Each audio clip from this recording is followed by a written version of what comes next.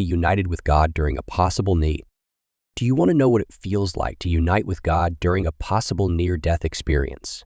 Imagine a 78-year-old retired psychologist's journey into the depths of transcendence unfolding amidst the bustling chaos of a midday mass in Lima, Peru, over 5 decades ago. Picture his soul, detached from its corporeal shell, ascending to ethereal realms, only to be abruptly pulled back into earthly confines. Experience the conflicting emotions of longing and resentment as he grapples with the divine's tantalizing promise of euphoria followed by its swift withdrawal. Yet, in the midst of his spiritual turmoil, discover the transformative power of a comforting message from God, offering a glimpse of eternal bliss beyond mortal comprehension.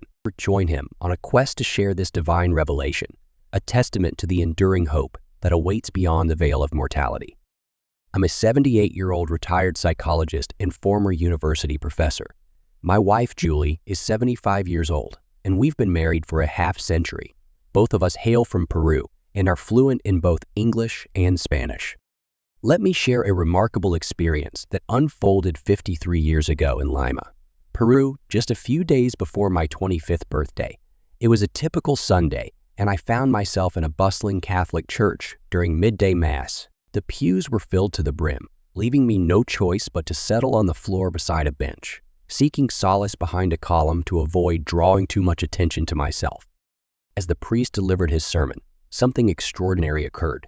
It felt as though my very essence, my soul, began to detach from my physical form, ascending higher and higher. In a surreal moment, I found myself observing my own body from an outsider's perspective, almost as if I had departed from this earthly realm.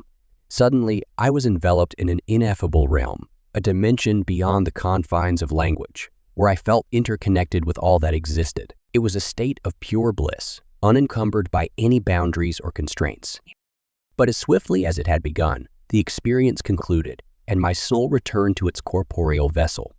Despite my fervent desire to prolong this profound encounter, it was as if the cosmic forces had decreed it was not to be, since that transformative moment 53 years ago.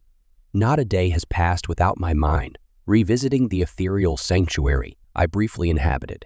Though I've led a contented life filled with cherished memories, nothing has quite matched the profound impact of that fleeting glimpse into the transcendent.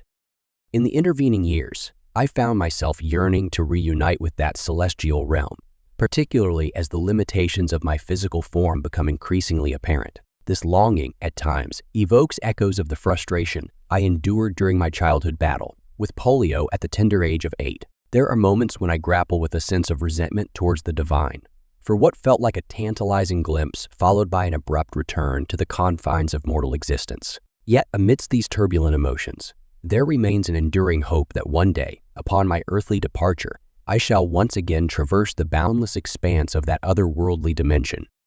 Leaving the church that day, I felt really let down and pretty mad at God.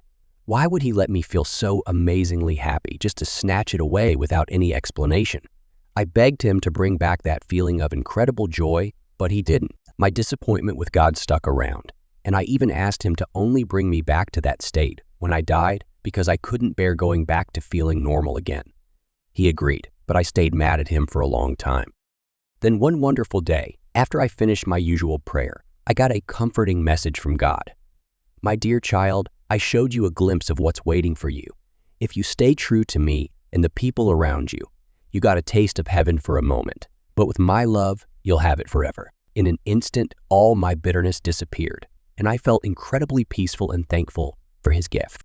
I'm overflowing with gratitude toward God, a feeling that's too big for words and will stay with me until I go back to him forever. I can't wait for that moment, but until then, I feel like I need to tell others about my experience, to show them that death is just a step to a much better life that goes on forever. I really believe that God wants me to help others. That's all for today's story. Sorry if it sounded like I was complaining earlier. I'm looking forward to hearing what you think. Take care, and I hope you keep getting blessings.